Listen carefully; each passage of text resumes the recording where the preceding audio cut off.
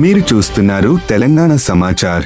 కరీంనగర్లోని మానేరు డ్యాంను శనివారం సందర్శించిన సుడా చైర్మన్ కోమటిరెడ్డి నరేందర్ రెడ్డి ఎమ్మెల్యే గంగుల కమలాకర్కు బహిరంగ సవాల్ విసిరారు. కేసీఆర్ హయాంలో ఇదే సీజన్లో మానేరు డ్యాంలో నీటి నిల్వలు 15 టీఎంసీల కంటే ఎన్నడూ తగ్గలేదన్న వ్యాఖ్యలను అధికారిక రికార్డులతో నిరూపించాలని డిమాండ్ చేశారు. నిరూపిస్తే తాను ముక్కు నేలకు రాస్తానని, లేదంటే ఎమ్మెల్యే పదవికి రాజీనామా చేయాలని సవాల్ చేశారు. ప్రస్తుతం ఉన్న నీటి నిల్వలు తాగునీరు, మిషన్ భగీరథ అవసరాలకు సరిపోతాయని, అవసరమైతే మిడ్ మానేరు నుంచి నీరు అందుబాటులో ఉంటుందని తెలిపారు. బీఆర్ఎస్ ప్రజలను తప్పుదోవ పట్టించే ప్రచారం చేస్తోందని ఆయన విమర్శించారు.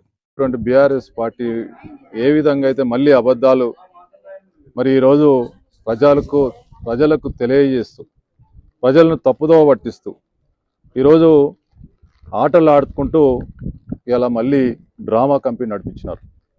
ఒకటే చెప్తా ఉన్నాం, మీ గడీల అబద్ధాలను ఇక బంద్ చేసుకోకపోతే మిమ్మల్ని ఆఖరికి ప్రజలు తరిమి కొట్టే రోజు వస్తుందని చెప్తా ఉన్నాం. మరి 2022 కావచ్చు, 2021 కావచ్చు, 2023 కావచ్చు, ఎవరు అధికారంలో ఉన్నారా? ఇదే గంగుల కమలాకర్ మంత్రిగా, స్థానిక శాసనసభ్యుడిగా, మంత్రిగా ఉన్నాడు. గంగుల కమలాకర్ అన్న, నువ్వు ఎన్ని రోజులు ఇట్లా మోసాలు చేసుకుంటూ ప్రజలను మొబ్బే పెట్టుకుంటూ పబ్బం గడుపుతా అంటే ఇది నడవదు, ఆ రోజులు పోయినాయని చెప్తా ఉన్నాం. మేము అధికారిక రికార్డుని చూపిస్తా ఉన్నాం స్పష్టంగా మీడియా ముందు.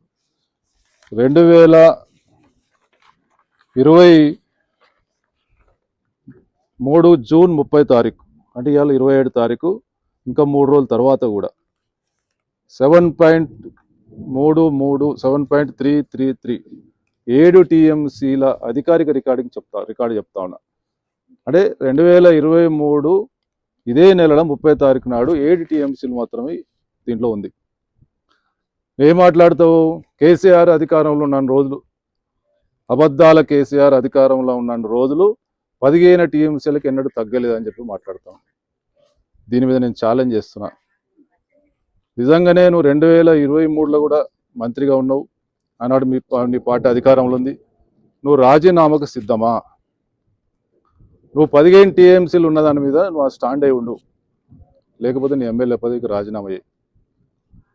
నిజంగానే నేను చెప్పింది అబద్ధం అయితే ఇదే డ్యామ్ కట్ట మీదనే ముక్కు నేలకు రాస్తాను.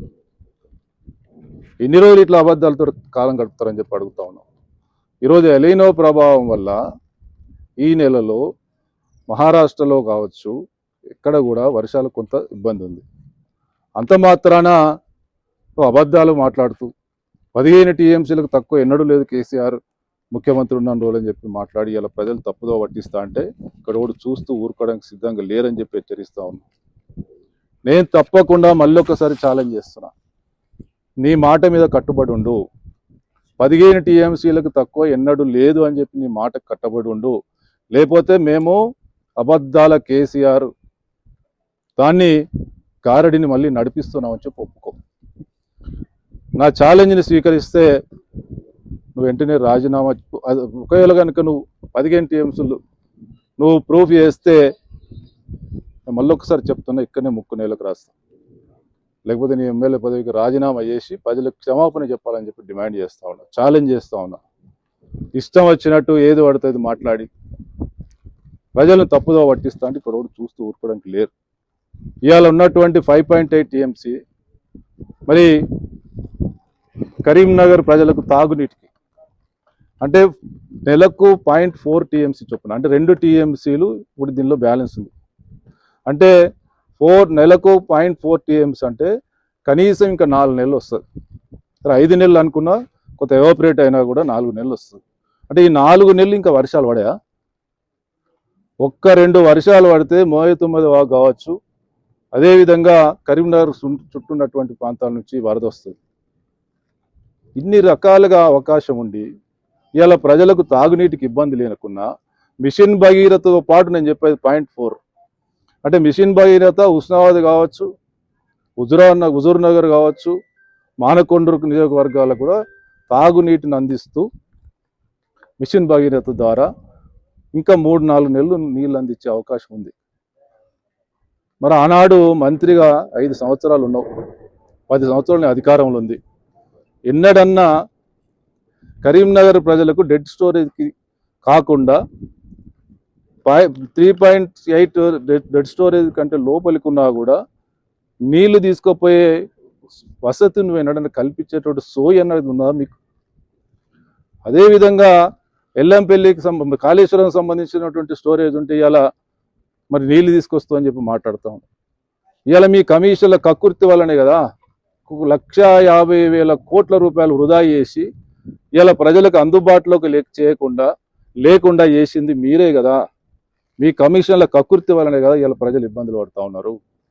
మరి దాన్ని కప్పుపుచ్చుకొని దానికి ఇంత పూత పెడితే అయిపోతుంది, దానికి ఇంత సిమెంట్ రా తాగి అయిపోతుండే. ఒక ప్రాజెక్టుని రిపేర్ చేయాలంటే దాని సాధ్యాసాధ్యాలు చూసి చేస్తారా, లేకపోతే అట్టుగానే సిమెంట్ ఊత అవుతుందా? కాబట్టి కమలాకర్ గారు ఈ ప్రజలను తప్పుదో పట్టించే ప్రయత్నం ఇక్కడైనా మానుకో, లేకపోతే మీకు తగిన గుణపాఠం చెప్తారు. ఖచ్చితంగా మీరు ఏ విధంగా అయితే ఇలా ఫుట్బాల్ ఆడినరో రాబోయే రోజుల్లో మిమ్మల్ని ప్రజలే ఫుట్బాల్ ఆడతారు, కబడతారని చెప్పి హెచ్చరిస్తాం.